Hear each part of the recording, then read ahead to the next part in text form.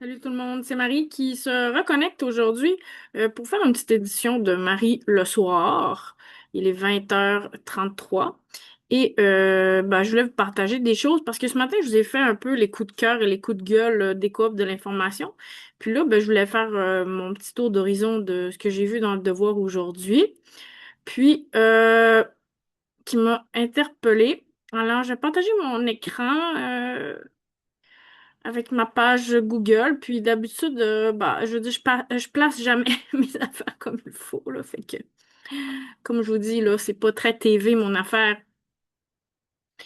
Euh, voilà, donc, on parlait des urgentologues. Je trouvais que ça faisait une belle continuité avec le propos de ce matin, là, de Amélie Hoult dans le Nouvelliste qui nous parlait de la détresse des médecins. On disait, entre autres, qu'il y a un médecin sur deux qui avait des symptômes de dépression, d'anxiété.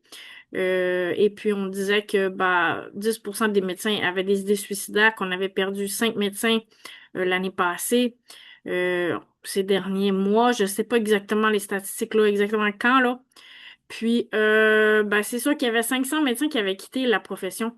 Et là, on nous dit que les urgentologues n'auront pas de répit cet été et que les salles d'urgence continuent à être vraiment pleines, qu'on exige des choses vraiment très de plus en plus difficile de la part des urgentologues, entre autres à cause du vieillissement de la population. Donc, on dit que les cas sont plus complexes, puis donc c'est plus compliqué.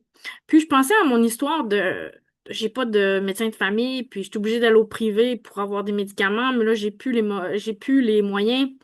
Donc, imaginez quand les urgentologues sont débordés, puis toi, tu te présentes pour avoir un anti-inflammatoire. Comprenez-vous ce que je veux dire? À un moment donné, ça engorge les urgences pour pas grand-chose, en fait, là. C'est un peu compliqué. Donc, c'est ça. Je trouvais que c'était pertinent, là, dans la discussion d'aujourd'hui, mais aussi dans la discussion, évidemment, comment dire, quotidienne, là, sur les aspects sociaux de notre société. Et voilà, vous pourrez lire l'article en tant que tel, là. Mais c'est ça. Les urgentologues aussi sont des gens qui ont beaucoup de pression quand même dans la société. On ne dira pas le contraire. On va fermer ça ici. Un autre article qui a interpellé, a attiré mon attention, c'était un article de Rodolphe Osny, qui est conseiller politique dans le gouvernement, qui était conseiller plutôt politique dans le gouvernement Harper. Puis, qui est aujourd'hui chroniqueur, analyste politique et conférencier, qui parle de servir le pays sans titre.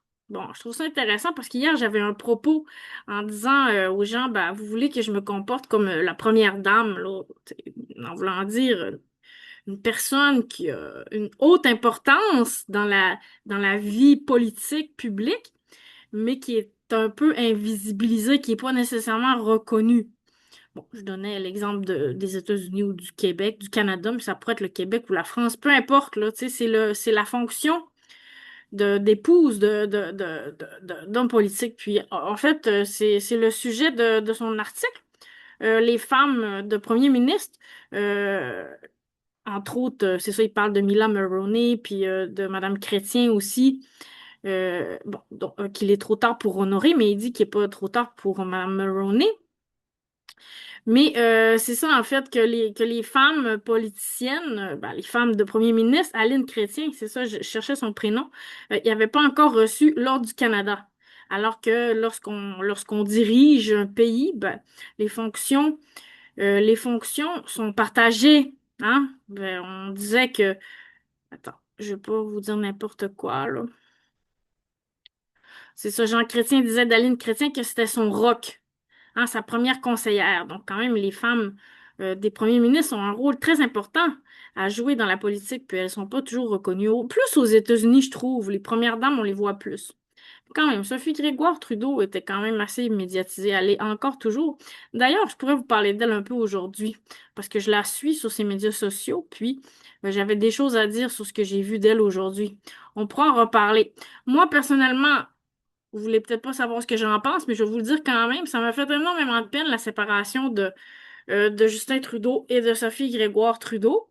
Et autant que la séparation de Bill Gates et Melinda pendant la pandémie. Tu sais, alors, on a besoin de nos leaders qui soient solides. Puis là, ils se ils se déstructurent puis ils se désorganisent pendant des crises majeures au pays. Bon, j'ai trouvé ça vraiment poche. Moi, j'ai un problème d'attachement, puis c'est ça, là. Je suis pas bien quand je me sens abandonnée. Je me sentais abandonnée comme si je revivais le divorce de mes parents. Comprenez-vous ce que je veux dire?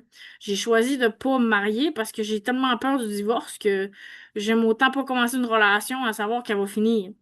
Bon, c'est là qu'on est rendu dans la vie, mais ça m'a beaucoup déçu. Ça m'a beaucoup déçu, ces séparations-là. Alors, j'ai beaucoup d'admiration pour, c'est ça, les couples qui travaillent ensemble, qui soutiennent ensemble, qui ont des fonctions complémentaires.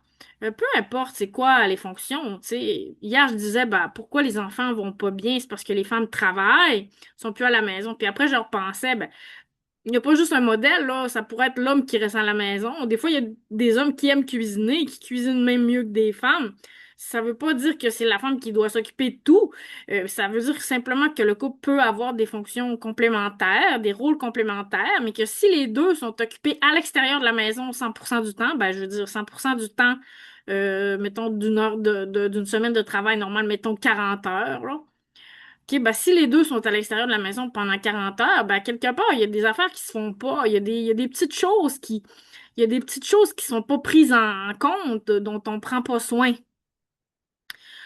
Alors, je trouvais ça intéressant, la réflexion, mais en même temps, je pense aussi souvent beaucoup à mes amis dans la rue, euh, des gens qui ont des fonctions qui sont invisibilisées, parce qu'il utilisait le mot invisibilisé dans son article, puis qu'on reconnaît jamais à leur juste valeur. Hier, je parlais du sens du sacrifice aussi. Alors, des fois, ça me choque un peu. Tu sais, comme quand je vois, mettons, Joël Lightbound, OK, qui va rencontrer le maire Boivin, puis là, le maire Boivin lui donne un jeton.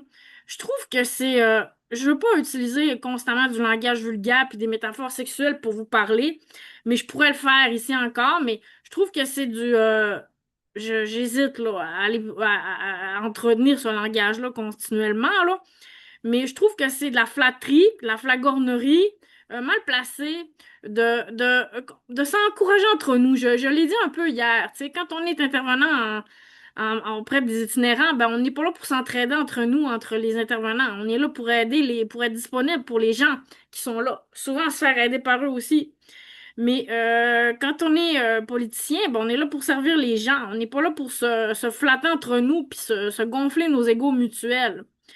Alors ici, bah, c'est bien de reconnaître les premières femmes autant que leur mari, mais ce serait bien aussi parfois que les gens qui contribuent à la société, là j'ai l'air de prêcher pour ma paroisse, mais tu sais, je pense aux gens dans la rue des fois qui ont fait des choses extraordinaires, puis, on reconnaît pas les gens à leur juste valeur quand ils ont pas de l'argent, du prestige, une position sociale, tout ça, enviable. Je trouve ça dommage, je trouve ça déplorable. Puis, évidemment, on n'a pas besoin d'être première dame pour se comporter d'une manière polie et décente. Mais à un moment donné, il faut traiter les gens d'une manière respectueuse si on veut que ces gens-là nous traitent de façon respectueuse aussi. OK, ça va vraiment dans les deux sens.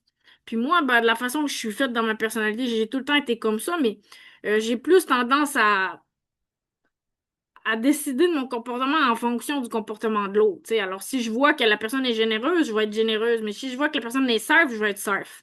C'est une façon de parler, là, mais... Fait que c'est sûr que si je me sens pas respectée, je vais pas avoir tendance à être respectueuse. Je sais que c'est sûrement une mauvaise façon de fonctionner, mais c'est un petit truc que je devrais peut-être garder pour moi aussi, mais ça fait partie de mon style personnel. OK, donc je sais que ma politesse devrait pas dépendre de la politesse des autres. Hein. Alors même si l'autre est grossier, vulgaire et désagréable, puis là je parle pas nécessairement justement d'envoyer promener avec des mots vulgaires que vous savez que je peux utiliser, mais je parle d'envoyer chier les gens poliment avec des beaux mots bien placés qui sont plus méchants et vulgaires que n'importe quelle insulte dite par un itinérant dans la rue. Il n'y a rien que j'aime plus qu'un itinéraire qui me dit mes quatre vérités avec des mots crus. Mais bon, moi, c'est ce qu'il m'a appris le plus dans la vie, que ben, des mots hypocrites bien placés. Alors, par cela, je veux pas dire que tout le protocole politique est mondain et futile et inutile, puis que le gouvernement, c'est une mafia. C'est pas ça que je suis en train de vous dire. OK, mais oui, d'une certaine manière, tu sais, toute cette flatterie-là, et à l'interne, là, ben, ça fait fi, en fait, des gens modestes qui font des contributions modestes. Puis à cet égard, justement, Paul Saint-Pierre Plamondon, c'en est un gars qui a fait du bénévolat, qui est parti du bas de l'échelle, qui n'est pas parti de la haute bourgeoisie, là. C'est sûr que c'est un avocat quand même, puis il y a un certain lien avec ce milieu-là d'élite, mais il a quand même été humble dans ses choix là, de carrière, là, tu sais. Il a pas toujours exercé dans des grandes firmes prestigieuses, là, tu sais. Ça fait pas de lui quelqu'un qui est de moins de qualité parce qu'il a pas fait, tu sais, je sais pas quoi, là. Mais on disait, entre autres, justement, que sa femme, il avait confié ça à Sophie Durocher. Je l'ai pas en vue l'entrevue avec Durocher qui a interviewé les cinq ben, chefs de parti, là. Mais, euh, mais pour vrai, j'ai un peu de misère avec Sophie Durocher, puis c'est pas que je la juge ou quoi. Des fois, elle dit des affaires qui ont du bon sens, mais on dirait que, je sais pas, là, j'ai pas écouté ça. Pourtant, ça doit être important puis intéressant, ce qui se dit là-dedans, mais c'est ça. J'ai choisi de pas regarder ça. Puis, c'est ça, on disait entre autres, bah, comme je vous dis, je l'ai pas écouté, mais que Paul Saint-Pierre Plamondon a confié que bah, sa femme, Alexandra Tremblay, voulait se porter candidate aux prochaines élections, mais que ça avait été jugé trop compliqué dans les circonstances. Puis ici, je trouve que la formulation «cela avait été jugé trop compliqué» laisse une ambiguïté, à savoir jugé par qui? Parce que c'est une forme passive. Cela a été jugé. Alors, ça pourrait être jugé par le couple, par des tiers, par le milieu politique. Alors, c'est quoi exactement que ça veut dire compliqué? Tu sais, qu'est-ce que ça veut dire compliqué? Compliqué pour eux de gérer leur vie de famille et compliqué pour la, comment je pourrais dire, ben, la politique, là, en tant que telle. D'ailleurs, excusez, je fais une parenthèse pour vous dire que ce matin, je vous parlais de Gabriel Hardy puis son expression démocratiser la démocratie, là, que je trouvais un peu pléonastique, maladroite, là, sans être méchante ou quoi que ce soit. Mais j'ai vraiment pensé que ça devrait être plus comme démocratiser la politique. Parce que la démocratie puis la politique, c'est deux choses différentes. Puis c'est la politique, en fait, qui est pas démocratique. C'est pas la démocratie. Comprenez-vous ce que je veux dire? C'est comme une faute de logique. Ça passe pas le test de logique. Bon, alors c'est ça. Je voulais revenir là-dessus, mais ceci dit, bah, on parle, c'est ça, de différents couples, là. On parlait aussi de Lisette Lapointe, de Michel Dionne. Bon. Et voilà, je trouvais que c'est un article quand même intéressant, là, qui était dans la veine de ce dont je parlais hier, mais tout en ne faisant pas comment je pourrais dire, fi de toutes ces petites contributions, tu sais, dont entre autres, ben, les gens du bloc parlaient au 5 à 7 là, d'introduction de la candidate, là, que chaque petit geste compte.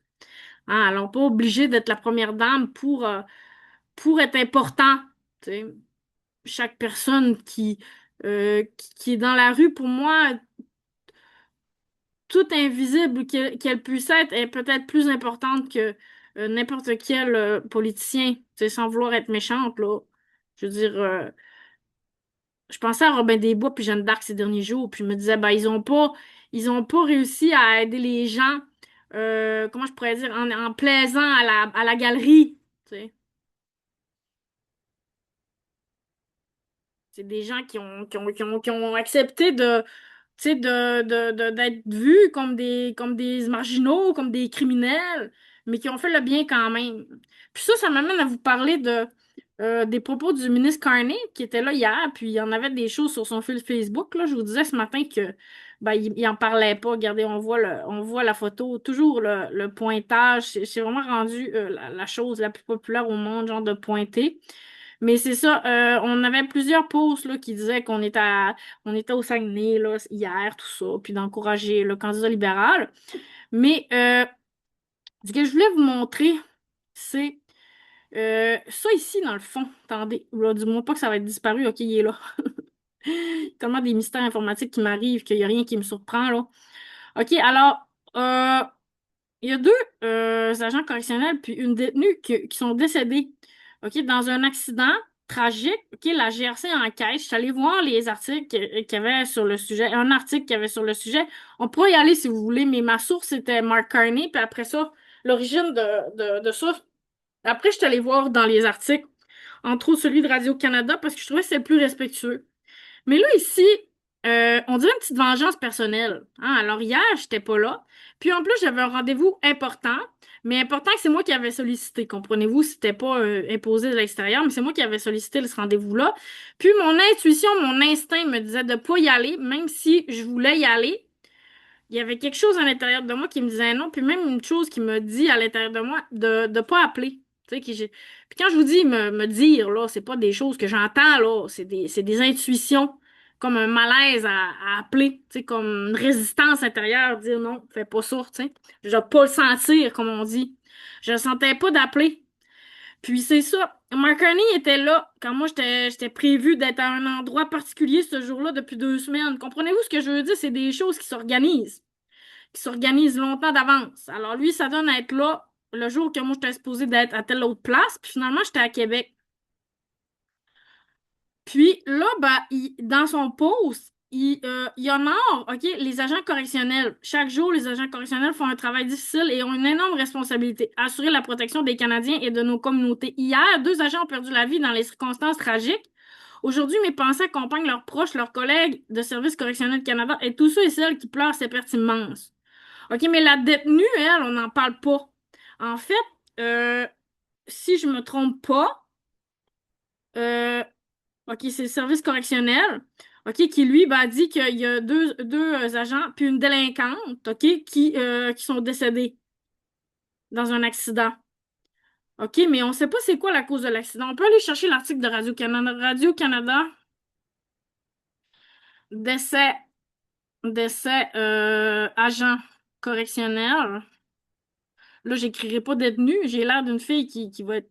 3 personnes perdent la vie. OK? Alors, moi, c'est le titre que je trouvais respectueux. 3 personnes perdent la vie. OK? Il y a 3 décès. Là, c'est comme si Mark Carney, OK, il met la vie des agents correctionnels au-delà de la vie des détenus.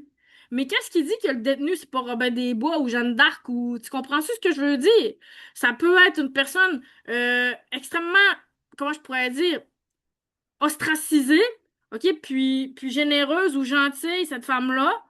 Puis, eux, ça peut être des trous de cul, les agents correctionnels. Comprenez-vous ce que je veux dire? Ça peut être des bonnes personnes, mais ça peut être des trous de cul aussi. J'en ai vu des trous de cul des agents correctionnels. C'est pas parce que t'es agent correctionnel puis que l'autre est détenu que forcément, un est plus important que l'autre. OK, alors je veux pas être biblique puis ramener Mark Carney à la Bible, là, mais en tant que catholique pratiquant, Mark Carney devrait savoir que Jésus n'allait pas vers les riches monsieur en complet cravate pour former ses apôtres, mais que les apôtres étaient souvent des gens qui avaient été des malfrats par le passé. Hein, alors, ça veut pas dire que parce que tu as été un malfrat ou que tu as fait des mauvais coups dans la vie que t'es pas une bonne personne. Alors là, c'est comme une délinquante, OK? Le service correctionnel, il dit une délinquante. Puis Mark Carney, lui, il le nomme même pas. Alors, on dirait une petite vengeance personnelle. Tu sais, moi, je suis pas assez important pour que toi, tu sois là quand je viens dans ta région. Mais, alors, toi, t'es pas importante, OK? Qu'il y a des gens qui meurent, ben, on parlera pas de toi. On va parler juste des agents correctionnels. Je trouve ça mean. Je trouve ça vraiment mean. OK? Je trouve ça vraiment mean, sérieusement. Puis, bah, ça me donne pas le goût d'être là la prochaine fois qu'il va venir non plus. En fait, ça me convainc que j'ai bien fait de pas être là. Mais là, je peux pas dire de telles choses. J'ai du respect pour Mark Carney. C'était pas voulu. Moi, je savais pas qu'elle allait venir. Lui, il savait où j'allais être. Quand je dis lui, je parle de ses services secrets. Ses services secrets, ils savent où on va être. OK? Il savait où ce que j'allais être, que ce que j'étais supposé d'être. OK? Il est venu ce jour-là. S'il était venu la veille, ben, j'aurais pu être n'importe où. J'aurais pu aller faire mon épicerie pendant qu'il avait trafiqué de quoi pour je sais pas quoi. OK? Alors, je me serais fait trafiquer par les Feds. Je sais que les Feds sont là pour me trafiquer. Puis, ben, pas juste moi, là, mais faire leur petite manipulation. Puis, ben, souvent, les agents correctionnels sont corrompus, puis sont vendus, puis sont dans le crime organisé. OK, mais là, ben, les détenus, ben, eux autres, c'est les victimes, souvent. Comme je parlais ce matin, là, la pauvre femme, OK, qui se fait pourchasser, OK, par le journaliste Stéphane Bégin. OK? Elle, dans le fond, comment je pourrais dire? C'est un individu qui mérite pas tant d'attention. Comprenez-vous ce que je veux dire? Mais les grands criminels de ce monde qui abusent des enfants, puis les multinationales qui abusent de nous, eux, ils méritent d'aller en prison. Et ça me fait me rendre à mon prochain sujet. OK, mais avant de me rendre à mon prochain sujet, on dirait que ça coupe trop vite. Je dois faire attention. C'est quand même dangereux. C'est quand même dangereux ce sujet-là, sérieusement. C'est quand même dangereux. Alors, je trouve que Mark Carney est très arrogant et très baveux. OK, c'est comme, bah, lui est le premier ministre. OK? Puis il s'attend à ce que nous, on soit là pour l'accueillir, mais il nous dit pas qu'il va être là, mais il faudrait qu'on soit là. Tu sais, il nous dit, si Mark Carney, il veut me parler, puis il veut que je sois à telle place quand il va être là, ben il a juste à m'appeler, puis j'irai. Comprenez-vous ce que je veux dire? Mais là, en attendant, ben, Mark Carney est tellement condescendant envers une détenue, puis le service correctionnel également que, bah, comment je pourrais dire? Moi, je pleure la détenue, personnellement. Je suis tellement tabarnak que j'ai le goût de raccrocher. Excusez-moi, mon sacrage. Je trouve ça tellement c'est irrespectueux, tu sais. Puis ça, manquer de respect à une détenue comme ça, c'est manquer de respect à des femmes dans la rue, c'est manquer de respect à des femmes victimes de violence, c'est manquer de respect à des prostituées, c'est manquer de respect à des hommes de la rue aussi. OK, c'est manquer de respect aux hommes de la rue aussi. Comme s'il y a juste les gens haut placés qui ont un rôle important à jouer puis une influence dans la société. Je sais pas si vous avez déjà lu le texte. J'avais lu ça quand j'étais très jeune, mais j'avais beaucoup aimé. Euh, c'était sur les fonctions du corps, puis c'est l'histoire de l'anus qui décide d'arrêter de fonctionner. Puis là, ça explique comment chaque partie du corps est affectée par le fait que l'anus se bloque, puis il décide qu'il est en résistance passive, passif-agressif. OK? Puis il n'y a plus rien qui se passe dans le corps, là. Puis le gars, il meurt, là. Je sais pas quoi à la fin, là. Comprenez-vous ce que je veux dire? Fait que tu penses que t'es le trou de cul, mais dans le fond, bah, si tu fonctionnes pas, il n'y a plus rien qui marche, là. Comprenez-vous ce que je veux dire? Fait qu'avant de traiter les gens de délinquants, bah, peut-être qu'on devrait essayer de... Comment je pourrais dire? Je veux pas être moralisatrice puis preacher, là. Mais quand même, comprenez-vous ce que je veux dire? Il y avait Villemur aussi qui faisait la morale à Soraya Martinez aujourd'hui. Pour l'histoire d'étiquette. J'ai pas fini d'approfondir ça. Là, j'avais le goût de vous partager mon idée qu'il y a un podcast que ça fait longtemps que j'ai le goût de faire. J'aimerais ça l'interviewer, la mairesse Martinez. Je l'ai écouté aujourd'hui. D'ailleurs, elle a passé au 98.5. Je me rappelle plus le nom de l'animatrice, là, mais c'est un petit segment de 15 minutes.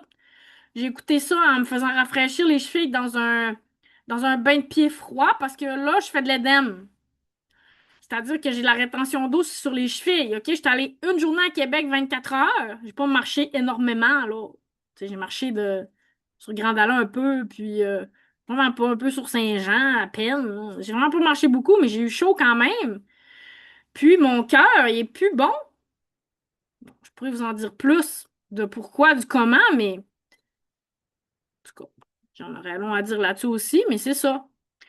Donc, j'ai écouté la mairesse Soraya Martinez qui parlait de toutes sortes de choses, de festivals, de sa vie, de ses intérêts. Puis, j'ai connecté beaucoup avec elle quand même dans les choses dont elle parlait, de ses voyages, des villes qu'elle a visitées, tout ça. Je me sentais interpellée par elle. J'avais le goût d'être avec elle, j'avais le goût d'être avec elle. Par exemple, la faire des boules sur Sainte-Catherine, ça m'énerve à chaque 2 secondes. Boule, boule, boule, boule, boule. C'est comme, OK, on a compris les boules, là, ça va être correct, là. On dirait que c'est comme du codage, là, comme moi j'appelle ça des mots primés, là. C'est comme, OK, arrêtez de dire feu, feu, feu, feu de camp, là. Symbolique, symbole, feu, symbole, feu. Puis arrêtez de dire boule, boule, boule, boule, boule, là. On a compris que c'est des boules, mais des fois, vous pourriez dire balle aussi, je sais pas, là. Vous pourriez varier. Mais en tout cas, j'ai écouté Soraya Martinez aujourd'hui. C'est une bonne entrevue quand même, relax, là, d'été. Un peu d'été, comme le segment là, où on voit Paul Saint-Pierre Plamondon à sucré-salé.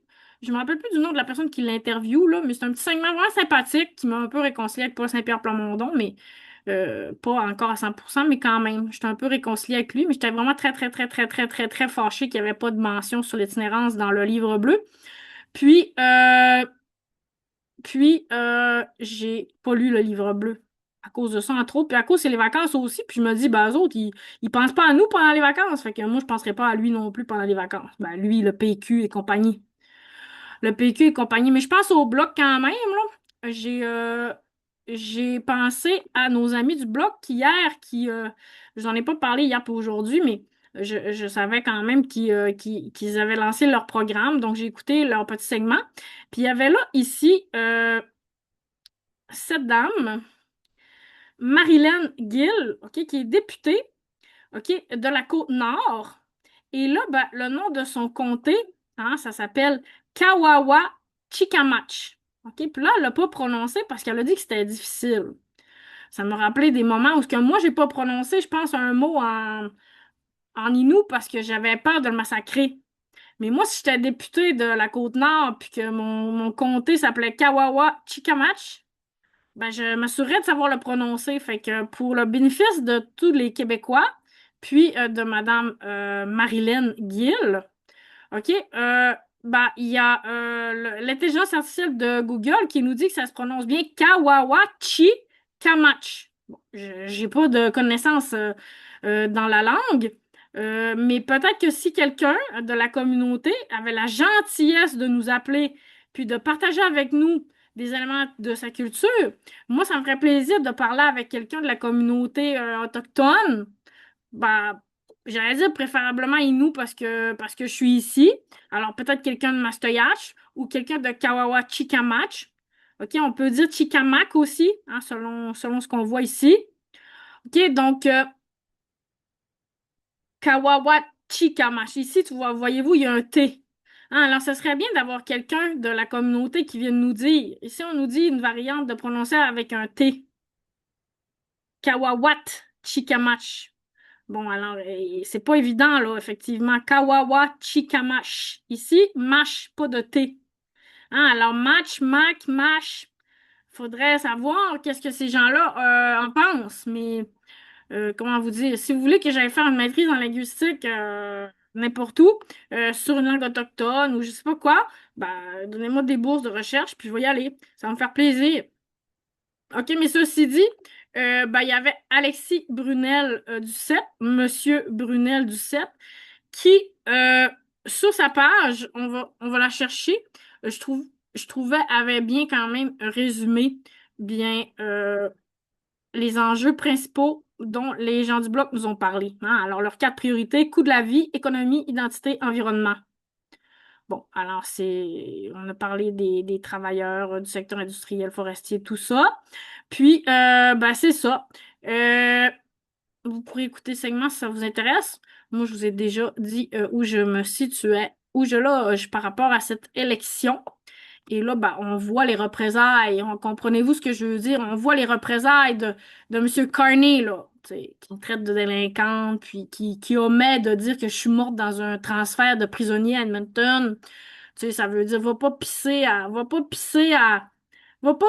Vancouver parce qu'on pourrait t'arrêter, puis on pourrait trouver une bonne raison de vous faire avoir un accident, puis oups, on pourrait faire semblant qu'on sait pas ce qui s'est passé, puis la GRC va enquêter, puis on sait pas c'est quoi l'histoire. On sait pas c'est quoi l'histoire. On peut servir le pays même si on est détenu. Comprenez-vous ce que je veux dire? Les derniers seront les premiers. Mais bon, c'est biblique un peu mon affaire. Mais que voulez-vous que je vous dise? Le leadership commence par le dialogue, un autre article du Devoir que j'ai trouvé intéressant. OK, alors c'était une lettre d'opinion de quelqu'un qui cumule plus de 40 ans d'expérience en éducation, tout ça. Je l'ai lu un peu en diagonale parce que vraiment, j'étais intéressée à la question des dirigeants qui, des leaders politiques du Québec qui doivent parler en anglais de temps en temps. Bon, alors c'est un reproche que j'ai à faire à Paul Saint-Pierre Plamondon. Je trouve qu'il parle pas assez en anglais. On n'entend jamais parler en anglais. Je pense que c'est arrivé une fois là, depuis que je suis plus la politique, là, depuis un an, mettons, ou un peu moins, là, mais depuis l'automne passé, que c'est arrivé une fois que je l'ai entendu parler en anglais. Alors qu'ici, ben, on nous rappelle qu'il y a 1 million sur 9 millions d'anglophones au Québec. Puis quand même, ça constitue un électorat de taille pour le Parti québécois. Là, vous allez dire, ben, je suis pas l'attaché politique de Paul Saint-Pierre Plamondon, mais je trouve que je trouve que c'est peu respectueux, OK, de l'électorat anglophone que de pas leur parler de temps en temps en anglais. Alors, elle suggère de faire soit un débat ou une causerie ou une autre rencontre publique pour ben, pouvoir parler, s'adresser aux anglophones en anglais. Bon, après, elle dit un peu quelque chose que j'aime moins, là, c'est que leurs préoccupations sont les mêmes que nous. Parce que comme je vous dis, on a des préoccupations qui sont rendues internationales. Le monde est rendu petit, hein. Ça fait que, tu sais, Paris, puis Montréal, puis Barcelone, puis Rome, puis je sais pas quelle autre ville, mais ils ont des mêmes problèmes que nous sur plusieurs choses. Plusieurs choses. Des pays industrialisés, des pays avec éduqués, bon, des grandes métropoles, des grandes villes du monde.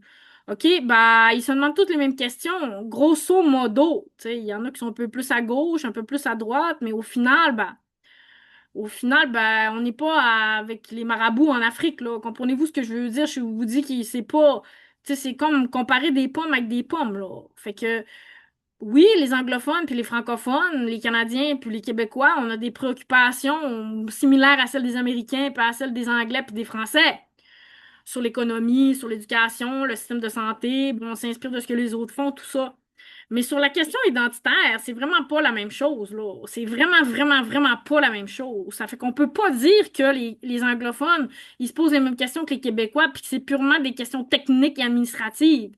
Non, les anglophones du Canada, OK, font partie de la culture dominante du monde. OK, ils sont collés sur leurs voisins américains qui sont je sais pas combien de centaines de millions, 250 millions. Il y a combien de personnes aux États-Unis? Je sais pas. OK, sous l'hégémonie de l'Angleterre. OK, qui, à mon avis, a encore l'autorité mondiale. Pour moi, je vois l'Angleterre comme l'autorité mondiale, comme le leader mondial. Même si les États-Unis sont la plus grande puissance, c'est un peu comme le grand-père ou le père qui voit son fils devenir un grand président ou un grand homme puissant, mais lui, ça reste quand même, comment je pourrais dire, le descendant. Je sais pas. Tu sais, j'ai comme cette impression-là que, bah, dans le fond, les Anglais sont l'autorité, puis les Américains sont les fils des Anglais, puis deux fils, puis les Canadiens, puis les Américains sont deux fils de l'Angleterre. OK, ça fait que c'est une histoire de famille, c'est un trio de famille, puis leur réalité linguistique et culturelle est d'autant plus différente que celle des Français, OK, qui sont venus ici, qui nous ont laissé tomber. Je sais pas si je répète des lieux communs de l'histoire, là, mais qui ont perdu la guerre, là, peut-être qu'ils se sont résignés aussi, je sais pas si quoi, là. Mais c'est ça, on a été laissés là, bah, bref, à nous-mêmes, laissés à nous-mêmes, puis on était adoptés par l'Angleterre, par les Anglais, puis toujours, comment je pourrais dire, bah, sucer debout, c'est ça, se tenir droit, nous sommes prêts, libérez-nous des libéraux, tu sais. Comprenez-vous ce que je veux dire? Alors, c'est ça leur modus operandi des libéraux, c'est genre, si tu votes pas pour nous, si tu dis pas qu'on est fin, on va te couper ton chômage. Si tu t'en vas à Vancouver pisser dans nos fleurs, t'éliminer, puis t'éliminer de l'histoire. Puis, t'existeras pas. Comprenez-vous ce que je veux dire? Mon but dans la vie, c'est pas comme le pense Éric Villemur, là, de passer à l'histoire pour passer à l'histoire. Tout le monde veut laisser une trace. Moi, j'ai pas eu d'enfant, fait que j'espère laisser une autre trace.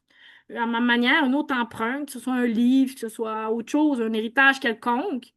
OK, un héritage quelconque, ça fait partie de l'être humain de vouloir laisser un héritage. Ça fait partie des étapes du développement de la personne. Rendu à un certain âge, tu penses à ce que tu vas laisser comme héritage. Bon, alors je pense que c'est normal aussi.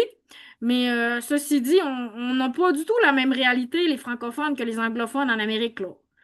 On est tout seul. En Amérique latine, ben, il y a je sais pas combien de pays en Amérique latine. On va demander à ChatGPT, tant qu'à apprendre quelque chose ensemble. Combien de pays en Amérique du Sud? Tu sais, j'ai remarqué ça de même. 12 pays reconnus. Bon, puis ça veut dire qu'on compte pas le Mexique. En Amérique centrale, on va me dire centrale, 7 pays. Là, j'ai pas regardé si... parce que moi, je dis Amérique latine. 7 pays. Mettons que je retourne en arrière. OK, il me donne pas les pays de l'Amérique centrale. Si je dis Amérique latine, juste, là, je teste le système un peu. Amérique latine, 20 pays. OK, c'est ça, ils calculent l'Amérique du Sud, l'Amérique centrale, puis le Mexique. Trois des Caraïbes, dont Porto Rico. OK, bon, c'est ça. OK, donc il y a 20 pays en Amérique latine. OK, ils sont une grosse gamique qu'eux autres aussi, là. Puis ils sont avec l'Espagne. L'Espagne est plus tout seul que l'Amérique. Bon, après, t'as le Brésil, là, qui est un peu dans la même situation que nous, finalement. C'est une société distincte, le Brésil, en Amérique. Comprenez ce que je veux dire? Ils sont comme nous, ils ont le Portugal là-bas, puis de l'autre côté de l'océan. Puis c'est ça, sont là, ils survivent avec une langue latine aussi, une langue romane. OK? Puis c'est ça, ils sont plus loin quand même des États-Unis que nous. Nous, on est collés aux États-Unis.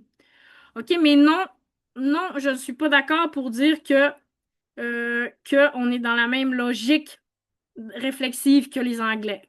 Non. Oui, comme je vous disais, parce que on est une société évoluée, ci, ça, ça.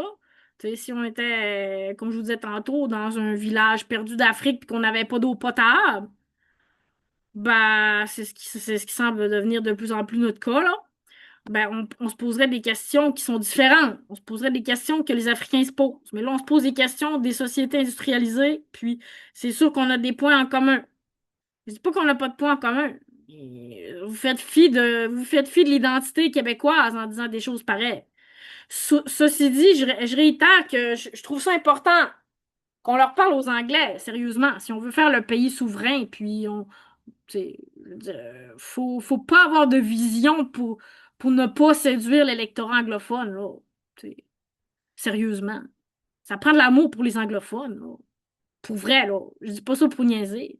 Je dis pas ça pour niaiser, mais imaginez 1 million, c'est plus que 10% de la population. Puis toi, tu penses que tu peux t'en passer? Non, moi, je peux pas m'en passer. Je suis désolée. OK, j'ai assez parlé de ça. Le dernier article, bon, justement, fait référence à un autre sujet que j'ai abordé ces derniers 24 heures, OK, concernant ben, le Wi-Fi. OK, puis là, c'est une doctorante, OK, une chercheuse à Concordia. OK, qui parle de l'amélioration de la qualité des expériences des utilisateurs. Puis là, c'est un peu maladroit. Je suis pas certaine que la personne, OK, c'est ça, j'avais même pas vraiment remarqué comme il faut son nom, Busayo Ladipo. Bon, je sais pas si c'est une francophone. Il y a des petites maladresses linguistiques qui créent une ambiguïté. C'est pas un jugement là, sur la qualité, là, pour la qualité, mais c'est pour dire que c'est important de bien comprendre, puis il y a des petites ambiguïtés. OK, mais là, elle dit, c'est ça. En fait, c'est cette phrase-là que j'aime moins. Savoir où une connexion risque de s'affaiblir ou de devenir indisponible fait partie de la prise de choix. Prise de choix. C'est pas une bonne expression, de la prise de décision. OK, puis savoir qu'une connexion risque de s'affaiblir, ça fait pas partie, ça manque de précision, la phrase. Ça pourrait dire détermine ou peut déterminer notre décision. Je sais pas, c'est trop large, il manque de précision. OK? Mais Ici, ici, ben, on dit nous devrions pas avoir à deviner où notre service mobile fonctionnera. OK, alors oui, on s'attend qu'à certains endroits dans le fond du bois, OK, on n'a pas l'Internet, ça arrive des fois dans des endroits, dans un ascenseur, dans un métro, des choses, OK? On sait, on est capable de prédire. Mais dans une ville, OK, même dans des villages, OK, comme mettons le Saguenay-Lac-Saint-Jean, je vais vous donner un exemple, on n'est pas supposé de être privé d'Internet, là. D'aucune manière que ce soit, là. OK, alors là, on nous vend un peu la chose comme si il fallait choisir notre fournisseur de service en fonction de si notre connexion est bonne. Mais c'est parce que quand tu es avec Bell ou Vidéotron, t'es pas supposé d'avoir des problèmes de connexion. Fait que là, si t'en as, c'est rendu grave. Puis là, ici, on nous parle de cette question qui mérite une attention particulière avec une date limite pour commenter le code de protection des consommateurs unifié. OK, ça vient du CRTC. Et puis, l'objectif, c'est de rendre les protections des consommateurs plus faciles à comprendre. OK? Et là, j'aime pas le vibe de ça. OK? Là, je vais aller fermer les autres affaires parce que je veux vous montrer quelque chose. Je veux vous montrer quelque chose. Puis, j'ai pas tout regardé parce que je voulais le faire avec vous. OK? Je voulais le faire avec vous. Parce que je me suis dit, si je fais tout à l'avance, ça va. Tu sais, je veux vous montrer des fois le processus. OK? Donc là, on dit qu'il y a quelque chose qu'on peut commenter. OK? Là, on va voir c'est quoi. Avis de consultation et radiodiffusion et de télécom du CRTC 2026, avis d'audience le 30 novembre 2026, harmoniser les codes de protection du consommateur. OK, jusque-là, ça va bien. OK, mais là, tu dis, je veux comprendre. OK, imaginez, gardez ça. Je fais juste dérouler la page. Quelle personne, à part une personne retraitée, une mère au foyer ou une femme sur le BS a le temps de lire des documents de droit comme ça? Quelle personne a le temps de lire ça? Sérieusement, regardez, c'est pas terminé, là. OK? Quelle personne a le temps de lire ça puis de commenter ça? Ça devient un job à temps plein. Juste faire ça. Tout à coup, ta semaine est rendue monopolisée. On t'a mis quelque chose dans ton horaire à faire. OK, mais on t'a aussi mis d'autres choses dans ton horaire. On t'a aussi mis d'autres choses dans ton horaire. Fait que t'es rendu que c'est une job à temps plein de faire la défense des droits, mais bah t'es obligé de te mettre sur le BS pour faire pour défendre tes droits. Mais pendant que t'es sur le BS, on continue à violer tes droits. Il y a comme un cercle vicieux vraiment épouvantable ici. OK, fait que là, tu dis, bon, OK, je sais pas, là, qu'est-ce que je vais faire avec ça? Là, tu cliques quand même pour voyez-vous, c'est pour ça que je voulais le faire avec vous, parce que je me suis dit, après, je me rappellerai plus du chemin. Bon, sommaire, introduction. J'ai cliqué sur un lien, là. J'ai cliqué sur un lien, puis je suis arrivée ici. Bon, on va reculer, on va peut-être le voir. Bon, ici, OK. Au numéro 31, les mémoires doivent être déposées auprès du secrétaire général du Conseil en une seule de façon suivante. OK, alors là, on peut faire un mémoire, OK, pour donner notre opinion sur cette histoire-là qu'on n'a pas tout compris parce qu'on n'a pas le temps de lire tout ça. Comprenez-vous ce que je veux dire? À 845$ par mois, je vais faire quoi? Ben, j'aurai plus d'Internet. C'est ça que ça veut dire. Là, tu regardes ça. Imaginez-vous quelqu'un qui a plus ou moins d'éducation puis qui est privé d'Internet puis qui... Non, ça n'a pas de sens, là. Même quelqu'un qui a d'éducation, tu sais, quelqu'un qui travaille à temps plein, il n'a pas le temps de s'occuper de ça, là. Comprenez-vous? Fait que là, c'est pelleté dans notre cours. OK, donc là, on nous parle de l'audience. Puis là, tu regardes un peu, tu pitonnes, tu dis, OK, ça, c'est quoi? Bon, je reviens à ma page précédente. OK, ça, c'est quoi? Intervention. OK, là, il arrive avec une affaire. OK, c'est donc bien bizarrement fait. Tu sais, c'est pas fait pour que tu comprennes, là. C'est pas fait pour que le commun des mortels ait le goût de soumettre des commentaires. Tu sais, c'est pas genre une page. Voici le résumé de la situation. Cliquez sur le lien si vous avez plus d'informations. Soumettre vos commentaires. Non, c'est vraiment fait pour être compliqué à comprendre. Puis ça, c'est supposé être le CRTC, là. Mais c'est le Canadien. Hein? C'est le Canada, ça. On n'a pas de conseil de la radio-diffusion et des télécommunications québécoises. Hein? C'est le génocide. OK? Fait qu'ici, ici, ben, on a notre formulaire, puis là, c'est là que j'ai arrêté. C'est là que j'ai arrêté parce que je me suis dit, je vais le faire avec eux. Formulaire d'intervention. Là, on nous donne un énoncé de confidentialité. Nous prenons la protection de votre privé très au sérieux. Nous recueillons vos informations. OK? Fait que là, tu vas être profilé si tu remplis un commentaire parce qu'ils vont savoir ton numéro de PC, puis ils vont savoir le numéro de tes bobettes. Puis là, bon, c'est là que j'ai arrêté parce que OK, je voulais le faire avec vous. Si vous désirez soumettre un document confidentiel dans lequel vous devez le faire en utilisant mon compte CRTC. OK? Clé GC et partenaire de connexion. Imaginez-vous. Vous présentez des observations au sujet de 226-34 avis d'audience. OK? C'est le fameux document là, de droit. Alors, on voit ça, c'est des paragraphes comme ça, c'est un document légal. OK? Fait que là, tu dis, OK, oui, je voudrais bien dire que ça n'a pas de crise de bon sens, là, il y a de l'abus. Là, soumettre une intervention. Si vous avez besoin d'aide pour soumettre vos commentaires, vous pouvez contacter le groupe Audience publique. Imagine quelqu'un qui a vraiment besoin d'aide. Il ne sera même pas là, là. Il ne sera pas là. C'est impossible, il ne sera pas là. Mon intervention est en commentaire, opposition, appui, qui est joindre un document. Bon, là, est-ce que je serais capable de l'envoyer, soumettre mon commentaire? Ou sinon, OK, c'est seulement si on veut envoyer un document confidentiel. Sinon, c'est pas confidentiel, bon, on se met une intervention sur la chose. OK, ben ça pourrait prendre mon dimanche après-midi, toute l'après-midi. Comprenez-vous ce que je veux dire? Est-ce que le maire Boivin, il va me donner un jeton si je fais ça? Je vous parlerai pas des documents que j'ai reçus aujourd'hui de l'aide sociale, parce que ça fait mal. Je vous en reparlerai un autre tantôt parce que là, ça fait quand même longtemps que je vous parle, puis j'ai mal aux épaules. J'ai mal aux épaules.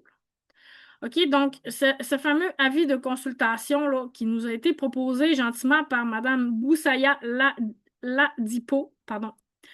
OK, sur un avis. OK, c'est pas clair, c'est ça que je vous dis là.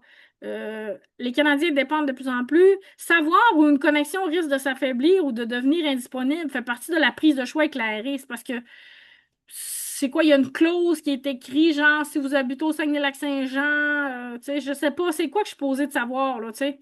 Des niveaux de services communs. Tu sais, je sais pas, là. Moi, c'est pas compliqué, là. T'habites au Québec, à moins que tu sois dans le fond d'un bois, dans un métro, dans un ascenseur, puis même là, je pense qu'on n'en est plus là, des ascenseurs, là. Mais c'est quoi les attentes qu'on est supposé d'avoir? Ben, on n'est pas supposé de manquer d'Internet au Saguenay-Lac-Saint-Jean, là. Tu sais. C'est pas supposé que les choses empirent d'une année à l'autre. C'est supposé de s'améliorer, mais ça devient de plus en plus opaque. On a de moins en moins accès aux services. On est de plus en plus un pays, OK, contrôlé par le gouvernement, puis surveillé, puis on n'a plus de liberté, de moins en moins de liberté.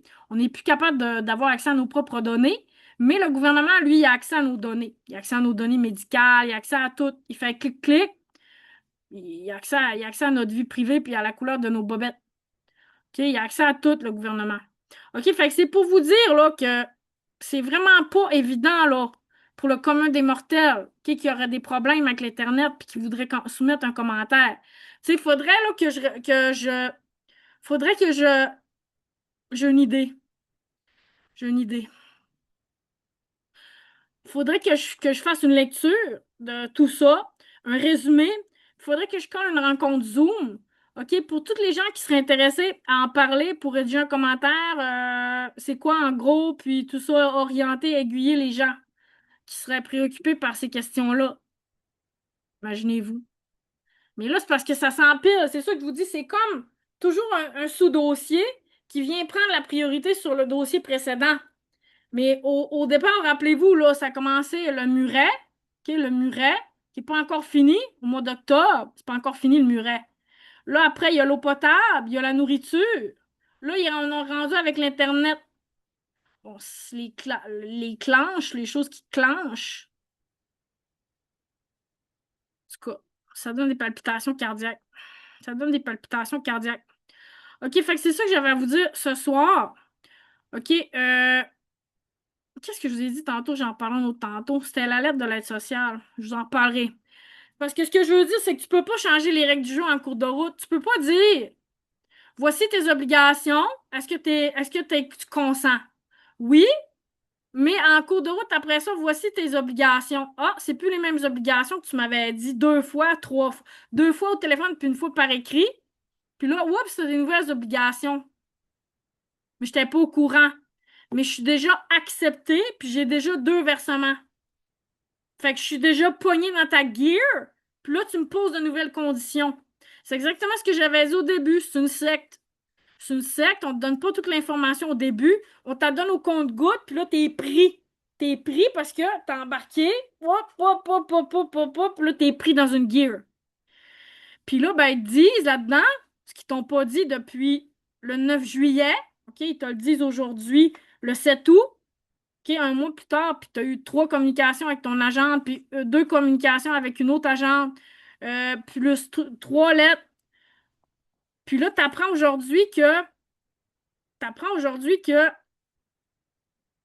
je vais vous lire là, accepter, OK, engagement du participant, OK, un programme qu'on t'impose, que tu n'as pas le choix de participer. Puis si tu participes pas, on va te couper ton aide sociale. OK? Donc, accepter tout emploi qui lui est offert lorsque celui-ci correspond à son profil d'emploi. Ça veut-tu dire pimper des enfants à des PJ, mon profil d'emploi? Parce que moi, ça me fait peur un peu, quelqu'un qui m'oblige à accepter tout emploi qui m'est offert.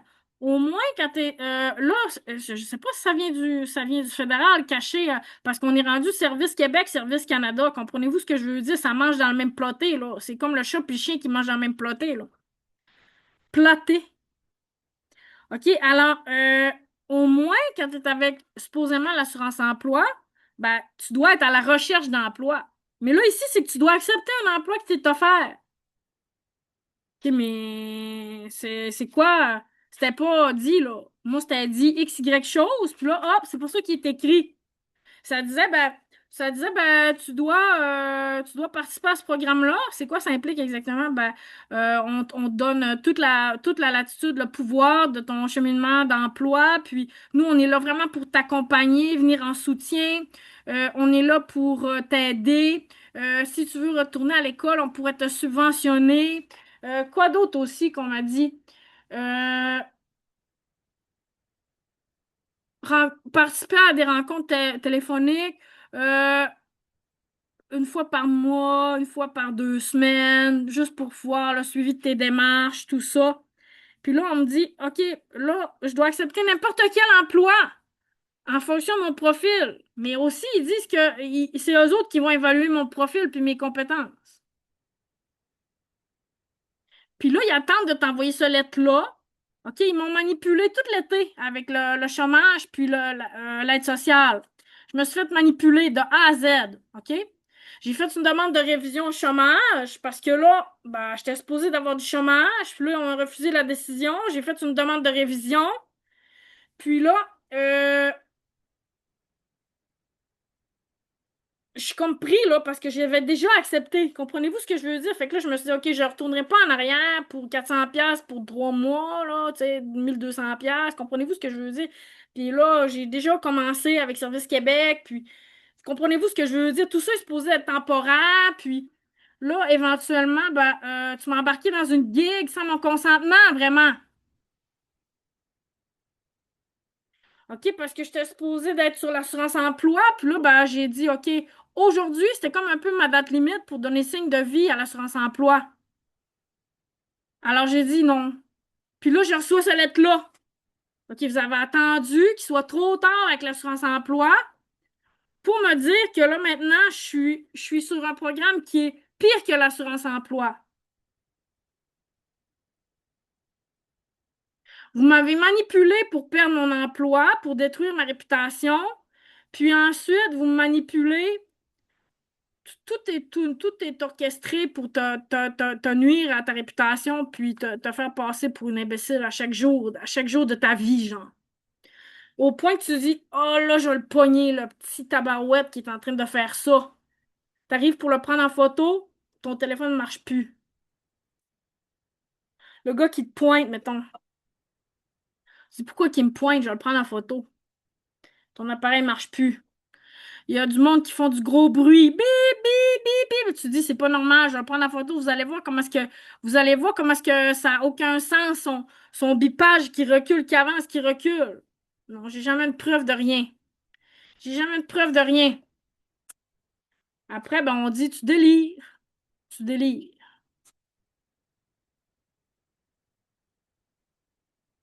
Ça me tente pas de sourire, vraiment. Je suis vraiment fâchée, sérieusement. Je me sens violentée par le gouvernement. Pour moi, c'est de la violence systémique, institutionnelle et systématique. De priver le monde du Wi-Fi, de priver le monde de leur espace de téléchargement dans leur téléphone, de priver le monde de leur chargement de batterie. OK, le jour que j'ai payé mon téléphone, c'est le jour que j'ai commencé à plus avoir de batterie. J'avais à prendre la décision, est-ce que je renouvelle mon téléphone ou est-ce que je prends un nouveau téléphone? Ben là, ça fait juste 2 ans que je l'ai. Ça vaut pas la peine de le renouveler, d'en prendre un nouveau. Fait que je vais payer pour le mien. Une fois que j'ai payé, une semaine, 2 semaines après, hop, ma batterie charge plus. Tu sais, c'est pas comme de l'usure normale, là. C'est prévu pour qu'après ton 2 ans de contrat, ta batterie soit à terre, puis t'es obligé de t'acheter un nouveau téléphone, alors que tu dis, ben, je vais payer 300$ pour avoir mon téléphone, puis là, en plus, il faut que tu prennes un nouveau téléphone.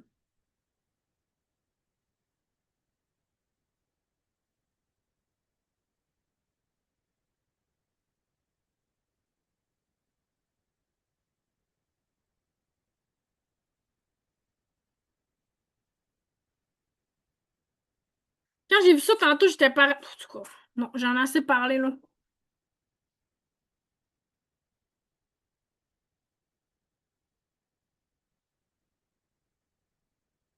Ok, je raccroche parce que je suis sur le bord de péter les fuses.